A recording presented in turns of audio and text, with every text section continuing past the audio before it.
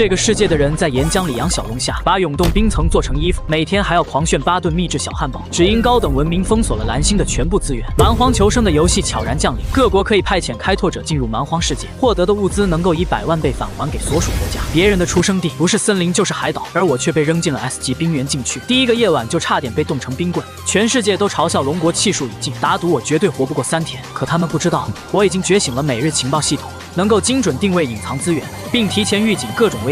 就算把我扔在蛮荒1昆年，我也能像度假一样滋润惬意。按理说，我应该继续选择物资，可是这里的气温是零下52摄氏度，再耗下去，我迟早会被冻成一具冰雕。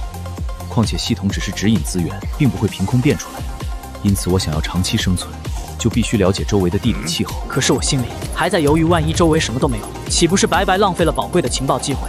纠结了良久，我还是遵循内心的指引。我选 B， 环境。下一秒，我眼前一花，一个3维全息地形图出现在我的视网膜上，而系统显示71小时后会有雪灾降临。可我现在的位置根本无法抵抗这场灾难，唯一的生机在东北方向。我立即放大东北方的地图，发现那里居然是一个活水湖，并且冰层只有20厘米厚。我顿时兴奋不已。有活水就代表着有鱼，也意味着那里有长期稳定的食物来源。先去看看再说。说着，我就朝活水湖的方向前进，眼前自动出现了一个金色箭头，为我指引方向。不到20分钟，我就到了情报指示的位置。放眼望去，这里是一望无际的白色雪原，但我知道脚下20厘米处就是生机。与此同时，永动台原的直播里一片哗然。这小子在干嘛？这种天气离开庇护所出去就是送死。坏了，我家暖气停了，说是社区资源不足，开拓者们能不能给点力啊？别吵了，我去倒数几名的直播间看过，他们都在环境恶劣的地方，现在肯定比我们更难受。此时我已经根据情报系统的提示来到了目的地，找好位置后，我抡起合金铲，用力砸向冰面的薄弱点，却只见溅起细碎的冰碴。很快我的胳膊就被震麻了，手指头也冻得发僵，但我没敢停下来，因为一旦停下汗水就会结冰，到时候我就会陷入失温状态，那才是真的完了。我咬紧舌尖，强打精神，一铲接一铲，精准砸向同一处。就当我坚持不住快要晕倒的时候，哗啦一声，冰面碎了，黑色的湖水因为压强瞬间溅了我一脸，我猛地后退一步，瘫倒在地。我操，真的通了！还好我推得快，要不然就掉进去了。这小子他妈是人肉钻井机吗？冻土的湖不就是一潭死水，还能有鱼不成？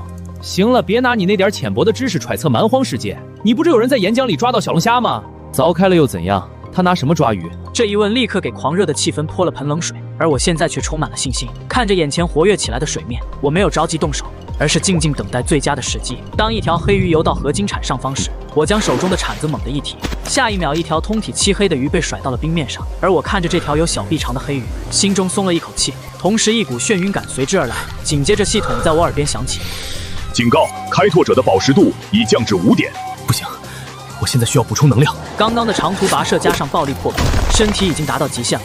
我立刻掏出半块银星级肉干吃了起来，这是我刚觉醒情报系统时找到的一个背包里面的物资，里面不仅有肉干，还有矿煤跟引火工具。而此时直播间里，一条金色弹幕格外扎眼：“Bug，这种战略级的银星物资竟然几级吃了，简直是暴殄天物！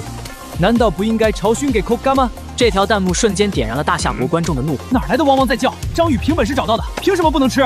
就是不吃饱怎么干活？爬回绞盘国直播间去，这里不欢迎你！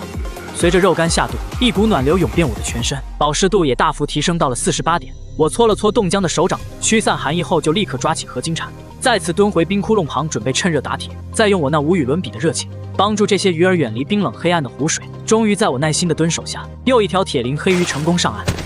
竟然是冰钓！这小子竟然拿铲子钓到2条鱼，疯了吧？能进入蛮荒的开拓者都是神射手加钓鱼达人，但像张宇这么捞鱼的，的确是头一人。就在钓鱼佬们震惊的时候，我又捞了一条铁鳞黑鱼。然而我的好运似乎戛然而止，接下来半个小时我都毫无所获。是自己动静太大，把鱼吓跑了，还是水中的氧气已经饱和了？原本聚集在洞口呼吸的黑影竟然全都不见了。但是我不甘心，就在我等的身体开始僵硬的时候，突然漆黑如墨的水面下划过一抹荧光，我猛地向上一挥，铲面精准地将其带向半空。紧接着一条怪鱼被甩在冰面上，但这条银鱼刚一落地，就用尾巴在冰面上一拍，随后高高弹起。就在它要落入洞口的时候，我将手中的合金铲向前一拍，随后银鱼就被拍向了远处的冰面。就在这时，国运系统提示音响起：恭喜宿主获得1阶冰银柱鱼1条，食用后可大幅增强抗寒能力。听到这里，我顿时乐了。不枉我忙活了这么久。此时直播间的弹幕陷入了短暂的空白，随即彻底爆发。我操，刚才吓死我了！这可是号称人类生命禁区的永动台原，很快有人想起了之前的不愉快，山本一郎人呢？怎么不叨叨了？然而对方依旧死鸭子嘴硬，侥幸而已，有本事让他再抓一个。我又一次抓到了冰凝柱鱼。此刻我看着地上的5条鱼，决定先打道回府。返程的路有些难走，原本的侧风变成了逆风，每迈出一步都要与狂暴的大自然较量。不过在体温即将跌破警戒线的前一刻，我还是走到了洞口。尼玛，冻死我了！我靠在雪墙上喘息良久，才感觉僵硬的手指恢复了一点知觉。随后我颤着手从怀里摸出高能矿物，借着微弱的天光将它分成了4块，只要把温度维持在0度以上不冻死就行，这样我就还能再坚持7、8天，等鱼身稍软后，我直接破开一条冰凝柱鱼的肚皮，把它架在合金铲上烤了起来。可就在我抬手准备翻面的时候，另一条冰凝柱鱼骤然惊醒，鱼尾狠狠地拍击地面，身形借力弹起，张口朝着我的面门扑来。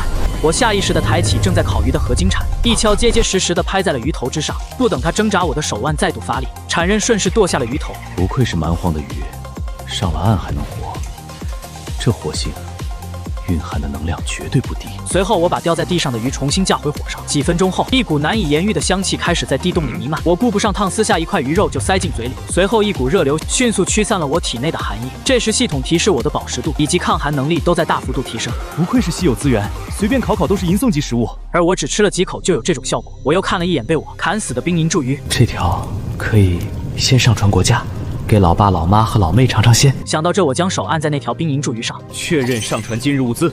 随后我就听到了国运系统的声音：大夏开拓者张宇上传1节冰凝柱鱼1条，该物资为首次上传的全新物种，正在计算国运回馈北率。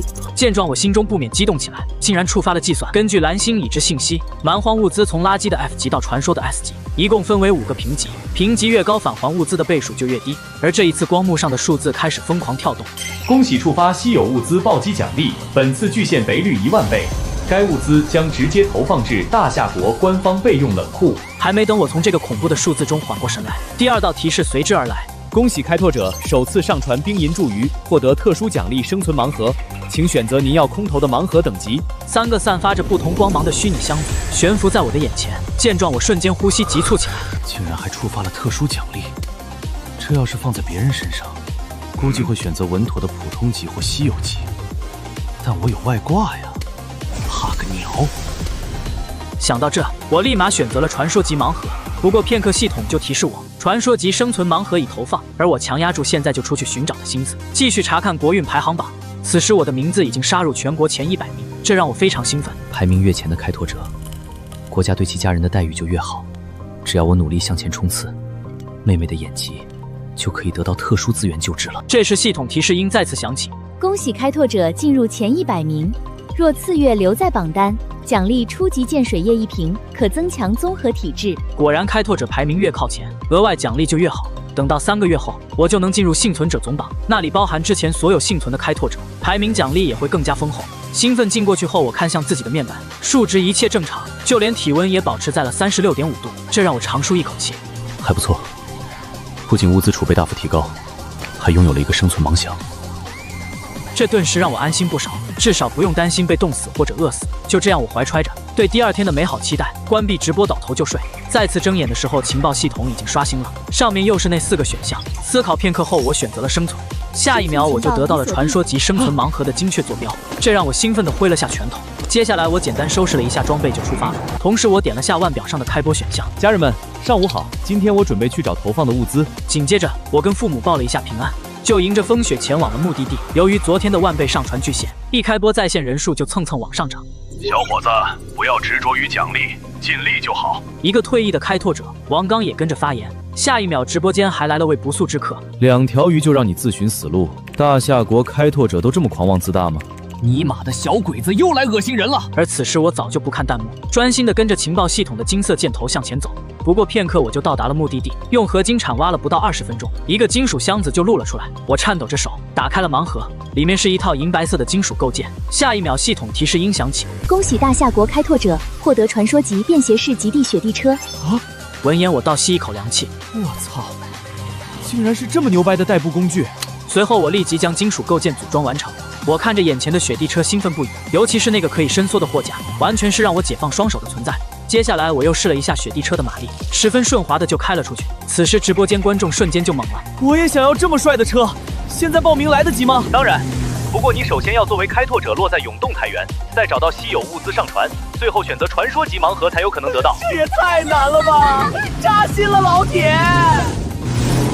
而我此时正在享受着风驰电掣的爽感，根本就没有看弹幕。开了没一会我就回了，初始投放地，把那个金属箱子放在雪橇车上当储物箱使用。紧接着我就直奔昨天的冰湖中心，半个小时后我就到达了目的地，直接省了我好几个小时的路程。今天不管我钓多少鱼，都可以轻松带走了。可我刚下车就发现冰洞周围有很多巨大的深坑，看这脚印的深度和跨度，估计是一头成年血魔熊留下的。我警惕地看向四周，却没看见任何魔兽的踪迹，估计是昨晚被鱼群的气味吸引过来的。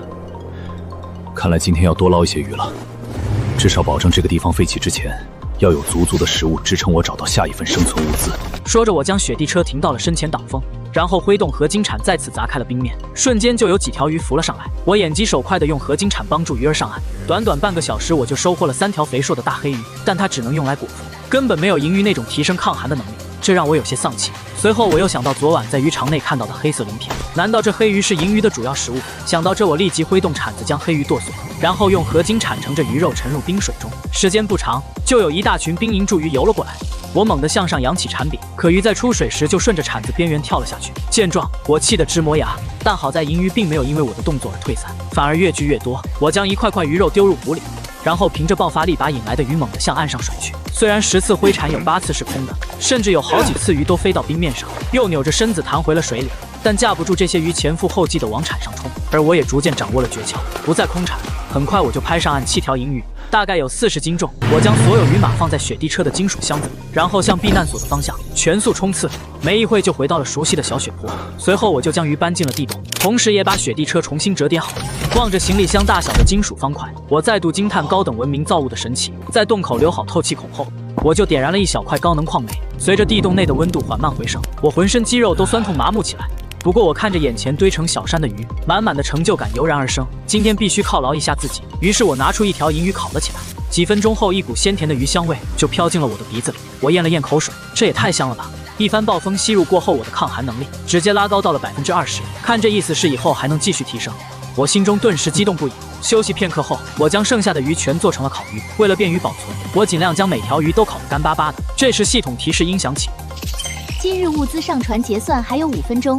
而我看着眼前的鱼山陷入了沉思。按理说今天大丰收，应该多上传一些，无论是国运奖励还是对自己家人都会更好。可血魔熊的活动规律尚别不清楚，短时间不能再去冰湖，未来几天暴风雪也会持续，根本无法外出。这些鱼或许是我未来一段时间内的全部口粮。想到这里，我眼神一凝，不能全上传，是上传物资还是维持生存，一直都是开拓者需要平衡取舍的难题。但排名上升的奖励也非常诱人，前3个月排行榜前10的开拓者都将获得极大的好处，而不在排行榜上的开拓者大多会因各种原因被蛮荒淘汰。想了想，我将手按在一条烤得金黄的冰银柱鱼上，确认上传今日物资。随后我就听到了国运系统的声音：大夏开拓者张宇进入前50名，次月依旧留在榜单，可奖励初级建水业5瓶。我连忙打开了国运排行榜，此时我的排名已经到了42名。等我获得了剑蕊叶，就能猎杀魔兽了，这样我的生存几率就能大幅提高。就在这时，洞口3米范围内传来一阵沉重的踏雪声，下一秒粗重的呼吸就带着腥臊味从透气孔钻入。我心头顿时一紧，立刻摸向手边的合金铲，另一只手抓起洞筒盖在了火焰上。黑暗瞬间吞没了一切，我握紧合金铲，随时准备决一死战。但那个脚步声忽然又转身离去了，我丝毫不敢放松，因为他去的方向正是我昨天丢弃内脏的地方。他是被血腥味吸引走的。妈的，如果昨天把内脏埋在洞口附近，现在的我恐怕已经是一具残缺不全的尸体。等到天光微亮的时候，国运系统的光幕准时出现。看到昨日死亡人数，我的心猛地一沉。仅仅是一个晚上，就有4000人消失在了蛮荒世界。想到昨晚的惊魂夜，我深吸一口气后选择了危机。下一秒，我视野中的世界就变了。原本昏暗的地洞口突然亮起了一层淡黄色的滤镜，数据流在视网膜上疯狂重组，最后化作了一个特殊视野。紧接着眼前浮现一行字：在接下来的5天里，你将看见未来1周内生物留下的踪迹信息素标记。竟然是现实的，不过这对我而言已经足够了。随后我走到洞口，眼中出现一道惨绿色的轨迹，甚至还有2团浓重的光斑，几乎贴到了雪砖缝隙上。与此同时，一条猩红的小字悄然浮现1阶血魔狼在临江里标记为猎物。见状，我攥紧拳头，该死！血魔狼是蛮荒地带常见的群居猎食魔兽，比蓝星的野蝼更加狡猾，一旦被盯上，不死也得脱层皮。而我现在连趁手的武器都没有，根本没办法和狼群搏斗。这地方确实不能继续待了。就在这时，一阵警报声在我耳边响起，视网膜上的气象警报也不停地催促我快点找一个新的庇护所。想到这，我立即展开雪地车，将所有物资都放入金属箱内，一切准备就绪的时候，我的直播也开启了。我操，这么多全是银星级食物，我没睡醒吧？大神这是要干什么去？而我没看弹幕内容，直接骑着雪地车扎进了漫天风雪之中。没过多久，我突然降下了车速，在危机情报的特殊视野中，左前方雪坡下竟透出一条极其微弱的淡黄色轨迹，垂直扎入地下半米深的洞顶之中。等我的雪地车慢慢靠近后，轨迹上浮现出一行小字。见状，我的喉结滚动了一下，正好想吃肉了。于是我顺着轨迹找到了雪鼠的藏身之处。直播间内不少观众认出了这家伙。大神小心，别看它是鼠类，但性情极度凶悍。它的咬合力能轻易咬断成年人的手指，连雪豹都敢轻易摸触。小心，别冲动啊！听到董哥们的警告，弹幕瞬间紧张起来，而我却用铲子最锋利的侧刃对着雪鼠的脑袋狠狠劈下，直接将对方在睡梦中砸死。紧接着我一把抓住他的后颈提溜了出来。好家伙，真沉，至少有20斤。随后我又在树洞中掏出了7颗蓝色的果实，即使在洞土里埋藏许久，这些果实依然表皮紧致。而直播间的观众瞬间就炸了锅。我操，这可是冰兰花果！在寒冷地区，这种新鲜果实比黄金还珍贵，含有极高浓度的维生素和能量。大神这运气简直了！别说直播间了，就连我自己也感叹好运气。毕竟不是每只巨型雪鼠都能有这么多存货，但也侧面说明了危机情报对我极为重要。我将肥硕的雪鼠和浆果扔进车厢，拍了拍手上的土屑，就继续前行。此时，蓝星第3中心情报局内，作为观察员的柳菲菲将我的近况汇报后，情报局的组长谭青就下令将我升级为了种子级开拓者。父母和妹妹也被接到了京城核心圈的安置点，不仅获得了大量的食物资源，还给他们发了3万元奖金，并且启动了天启者评估预案。要知道，天启者在各国的每批开拓者中只有1个名额，这是高等文明留下的特殊规则，对下个阶段有着至关重要的作用。而这些我都不知道，我依然在为寻找庇护所赶路。此刻，在我的淡金色视野中，每隔几百米就能看到一条特殊的淡黄色轨迹钻入地下。短短半天的路程，我至少发现了20处资源窝点，这简直是不可思议。只要能找到一个安全的据点，度过白灾，这里就是取之不尽的资源库。时间在不知不觉中来到了深夜，经过1天的跋涉，我并没有找到合适的庇护所，于是我将雪地车折叠好后，简单挖了个雪洞钻了进去。今天我并不打算上交物资，这些食物就是我的生命线。而且经过1天的跋涉后，我的视网膜上已不再有周围的环境信息了。深夜出行并不划算，而我也急需休息，以便恢复体力。等到第2天情报系统刷新的时候，我直接选择了环境，视网膜上再次展开淡金色的3维全息地形图。而且得益于载具的加持，这次的地图范围扩大到了10公里。我发现这次地图上多了庇护所的坐标，左侧5公里处是一个白色光点，而右侧15公里处则是一团散发着橘红色的暖光。看着视网膜上的内容，我立即选择了热能溶洞。白灾不知道要持续多久，此刻已经到了直播间开启的时间。我靠，真的假的？雨神开播了，目前物资储备量能排进全球前10。我没去看直播间的弹幕内容，而是在驾驶着雪地车在暴雪中穿梭。现在的风越来越大，车身在狂风的阻力下近乎停滞。突然系统提醒我，距离热能溶洞还有12公里，警告！5小时后白遭全面爆发，当前气温零下50摄氏度。闻言，我顿时感觉血液都要凝固了。此时我的体能已经无法支撑，我继续前进。思索片刻后，我从怀里掏出银星级烤鱼，连吃了3条。此时直播间观众全都懵了。我操，连吃3条，饱食度超上限了吧？他疯了吗？那是银香级啊，一条能换几百套房，不过日子了。不过片刻，我感觉到一股热流在体内炸开，皮肤也变得通红，甚至冒出肉眼可见的白烟。下一秒，国运系统提示响起，恭喜开拓者获得了终极抗寒能力。给我动起来！闻言，我怒吼一声，胯下雪地车的速度瞬间飙升，硬生生撕开了面前的风墙。就在我重新加速的瞬间，下意识地回头看了一眼，只见身后几公里处，一道高达数百米的白色墙壁，正以摧枯拉朽之势无声地向我平推而来。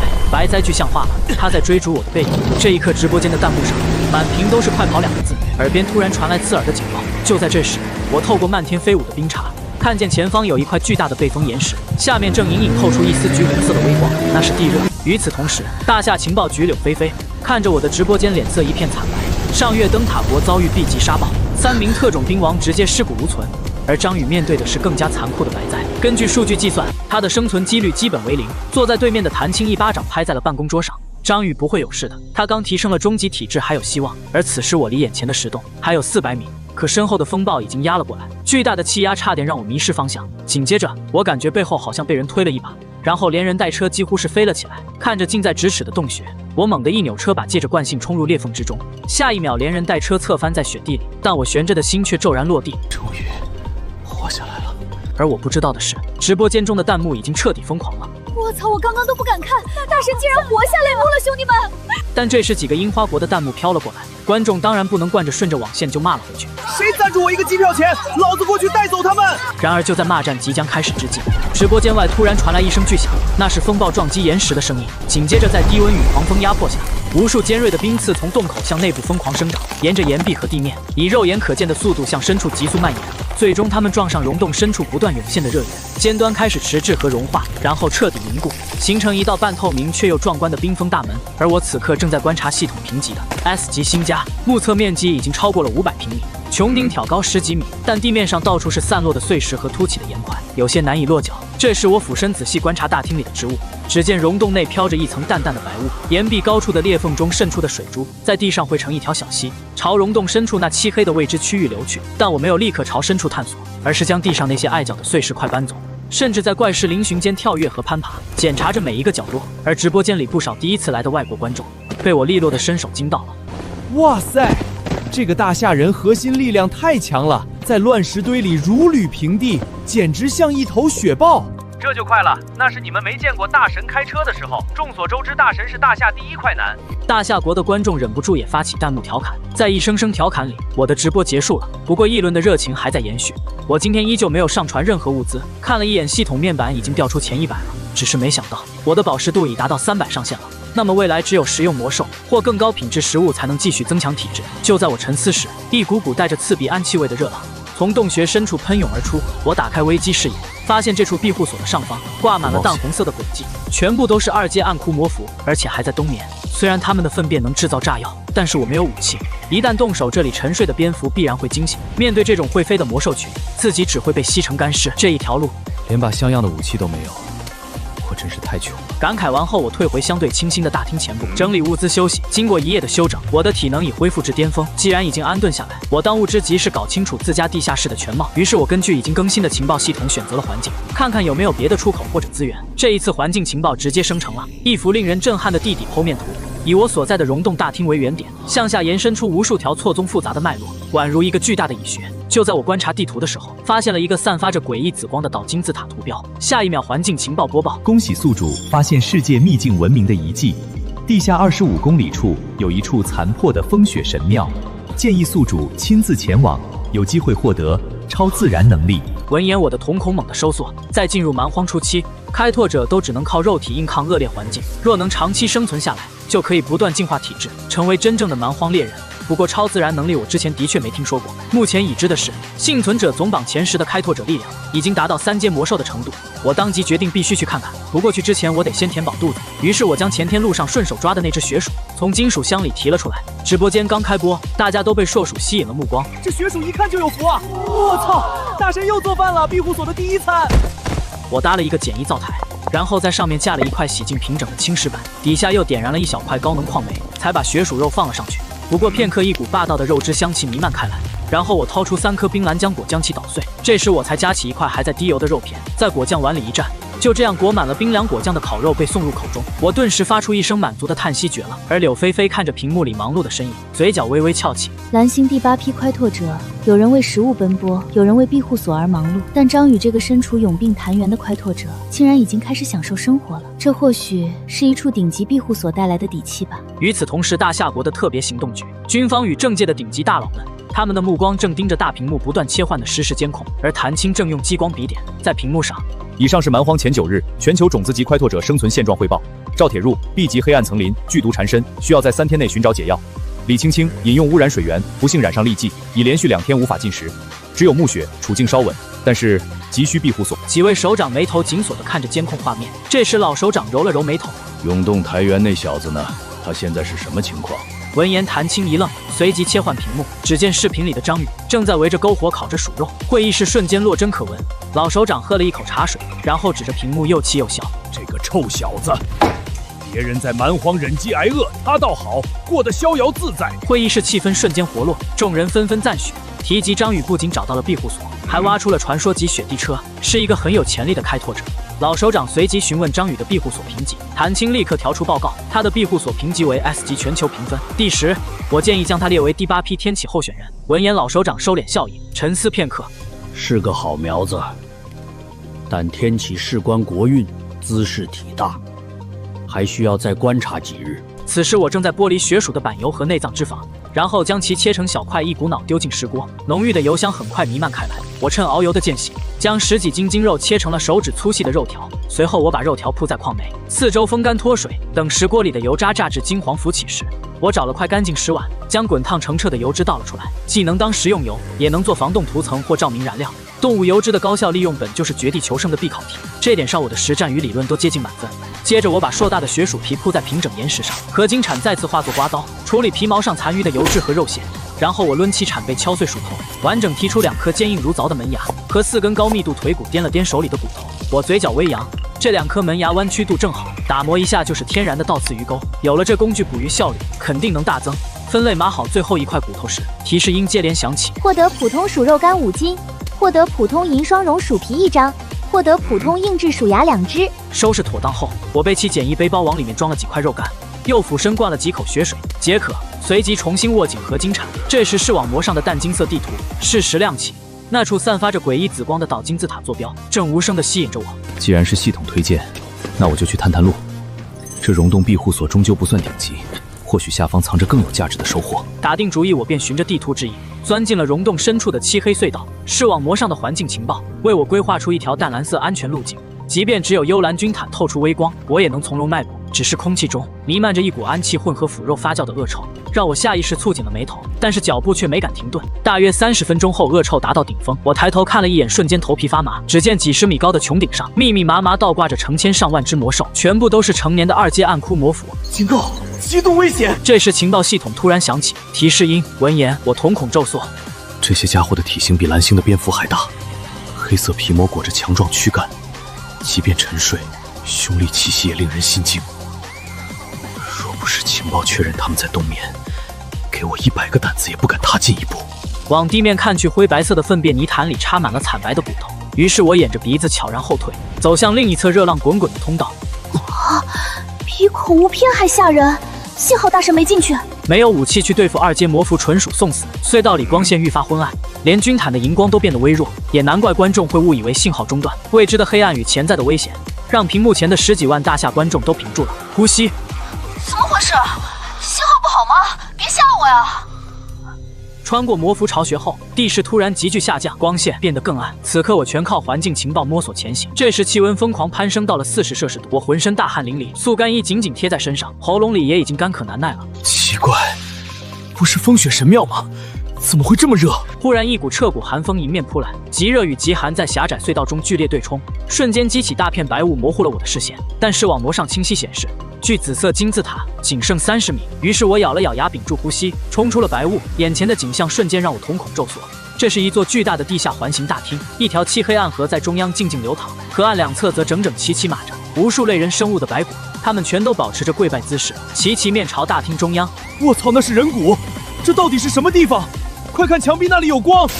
下一秒，直播间信号骤然中断，而我丝毫没察觉，所有注意力都被眼前的景象牢牢吸引。那是由各色苔藓交织而成，正随洞内气流缓缓蠕动。而壁画正中央青苔堆积出一张女性的面孔，没有清晰五官，唯有一双漆黑空洞，如同深渊般的眼眸冷漠地俯瞰着我。只看一眼，我的大脑便如遭重锤，恶心感瞬间涌上心头，耳边响起无数嘈杂的低语。坏了！随后意识便陷入停滞。不知过了多久，我双眼爬满红血丝，不受控制地朝壁画走去，意识被拉入一片虚无的冰原。一道古老冰冷又带着戏谑的女声在我灵魂深处轰然炸响：祭见神明，为何不跪？恐怖的威压骤然落下，我浑身骨头都在发出不堪重负的声音，膝盖不受控制的颤抖。就在膝盖即将触地的瞬间，我的意识骤然清醒。我无比确定，有位古老而强大的存在正在透过壁画注视着我，与我对话。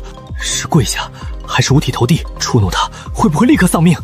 无数片段在脑海中飞速闪过，千丝万绪，最终化为心底一声怒吼：系统快救我！是否透支未来3日的情报点数进行文明解析？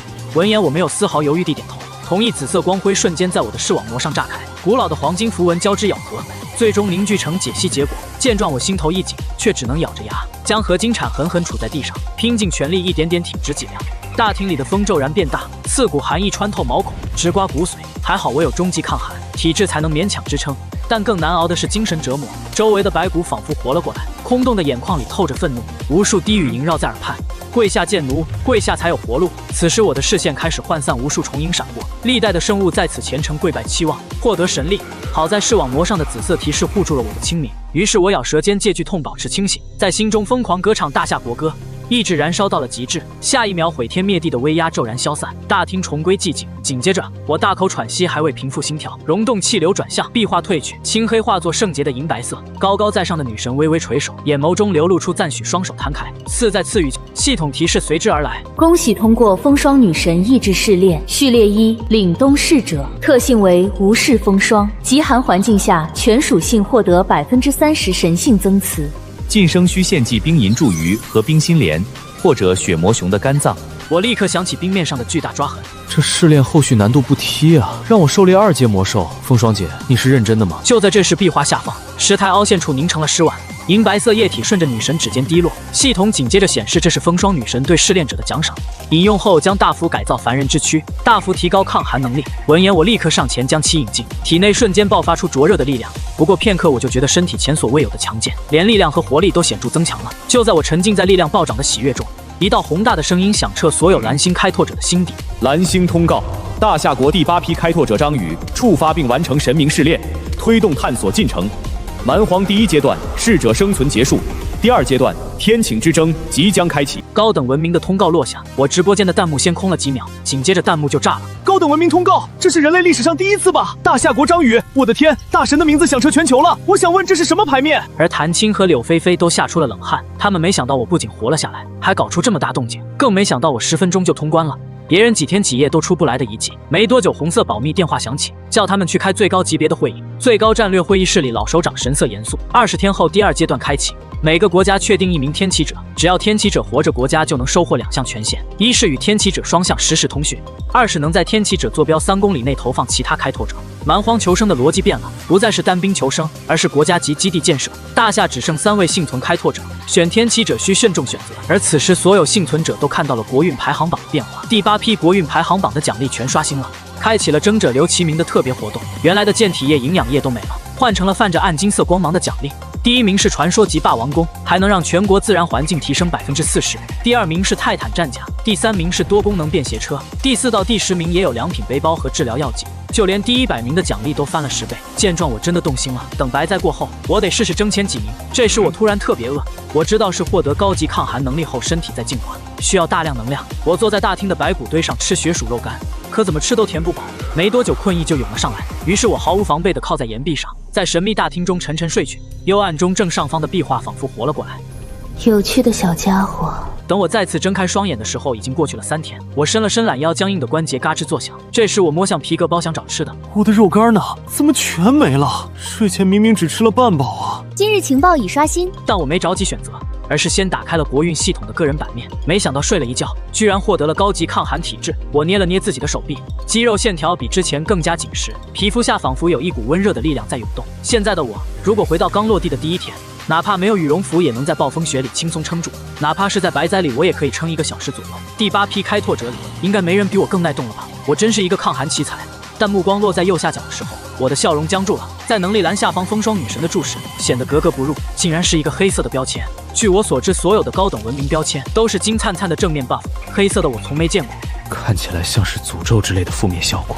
算了，有比没有强。既然身体没有异样，那就先供着这位风霜姐吧。比起标签，更让我头疼的是排名。3天没上传物资，我已经从前100掉到了3000名开外。等我打开第8批国运排行榜，就看见第1名和第2名上传的物资非常丰富。这帮人是把蛮荒当自家后花园了吗？反观自己，都比脸都干净，那点冰蓝甲锅还不够塞牙缝。饱食度上限涨到500是好事，可这1小时掉10点的速度，谁顶得住啊？系统，救救孩子吧！现在我被白灾堵门，不能出去。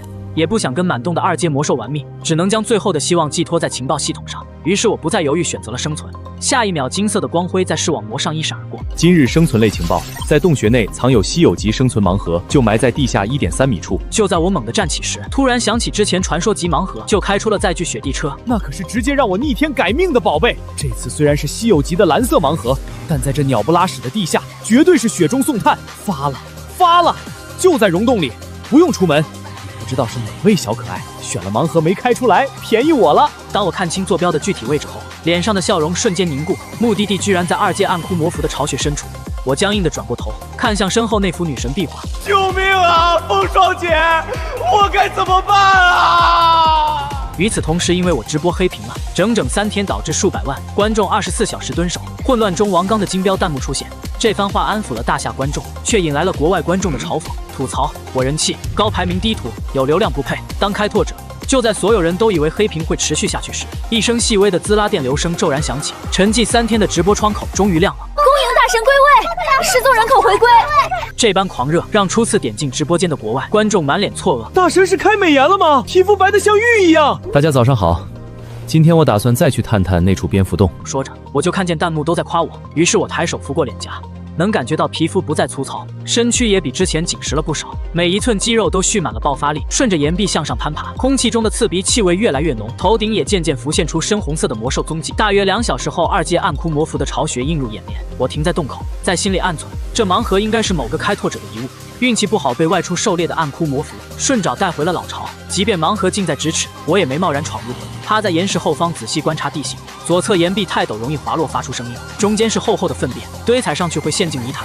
唯一可行的只有右侧紧贴岩壁的骨骼堆积区，幸好有环境情报辅助，才能在这脏乱差的绝境里找到路径。经过几分钟的测算，我贴着右侧岩壁悄然滑入洞穴，头顶倒挂着密密麻麻的2阶魔符，磨牙声此起彼伏，脚下是混杂着白骨与排泄物的泥潭，一步踏错便是万劫不复。我不敢发出半点声响，缓步挪动，很快便停在一处不起眼的白色泥坡前。系统提示盲盒就在下面，于是我屏住呼吸，强压下钻进毛孔的恶臭，蹲下身，用合金铲轻轻插入粘稠温热的淤泥中，一点点剥离覆盖物。而直播间的观众显然被我的动作搞懵了，弹幕刷屏询问我在找什么，还有人打赌说不可能有宝贝。这时铲间传来一丝轻微的触感，我动作一顿，小心翼翼扒开最后一层污秽，一抹湛蓝色的光芒在黑暗中悄然绽放。我一把抱起沉甸甸的金属盒子，没有丝毫留恋，转身便按原路撤离，全程悄无声息。想来那些魔符还没察觉自己的巢穴被光过了。直播间的弹幕瞬间被问号和惊叹淹没，有夸我操作丝滑的，也有新观众一脸懵逼，没看清我全程动作，而我没心思关注，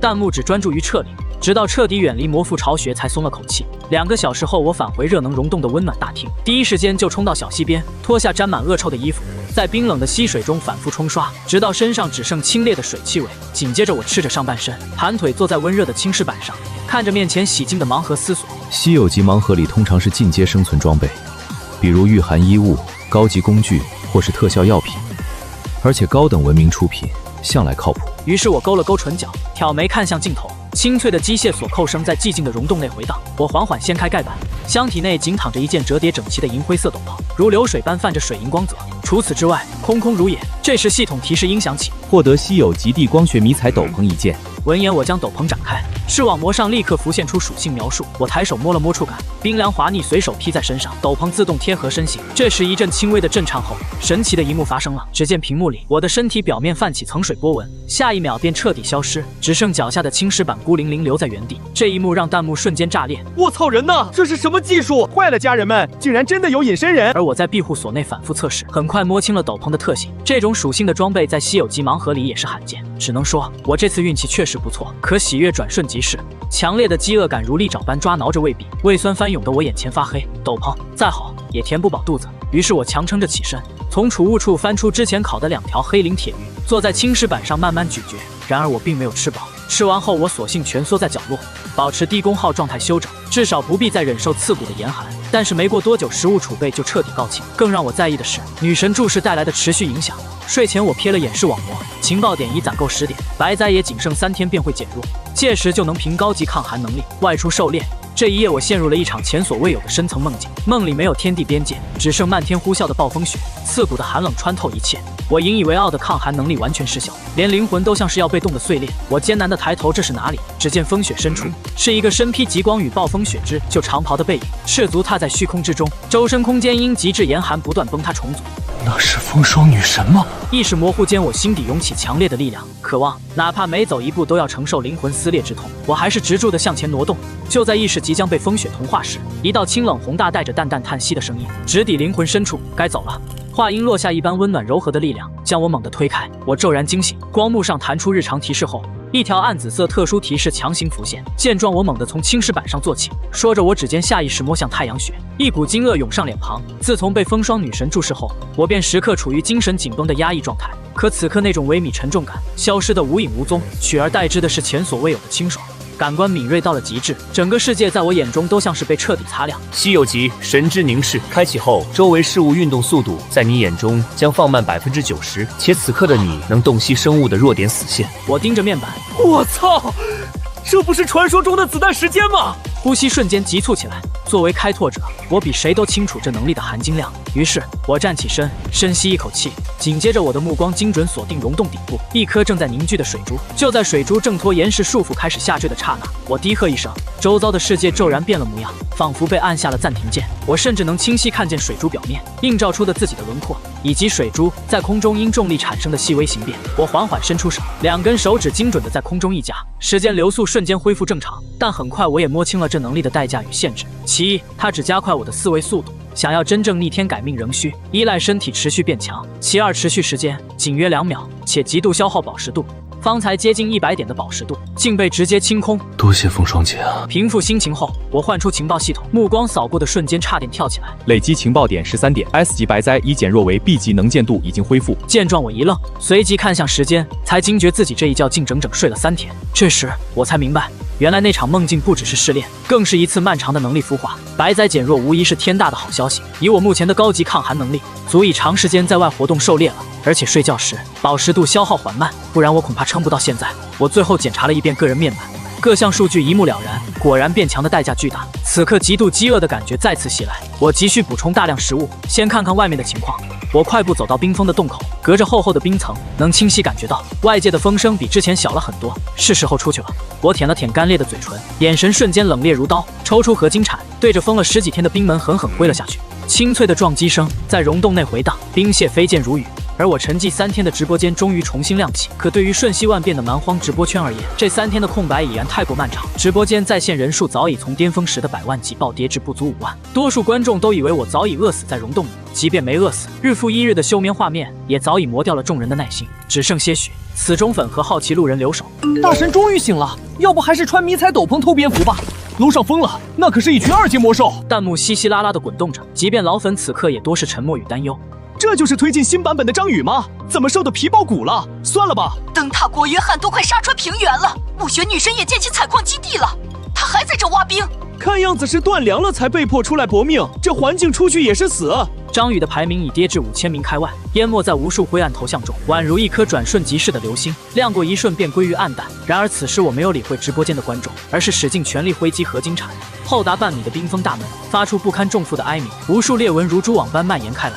随即轰隆一声，冰墙一角轰然崩塌，久违的冷冽寒风裹挟着雪沫，呼啸着灌入温暖的溶洞。我站在洞口，没有像当初进洞时那般瑟瑟发抖，高级抗寒立刻生效。此刻只觉得微凉，宛若秋日穿着单衣站在风口，完全在承受范围内。减弱后的白灾不过如此。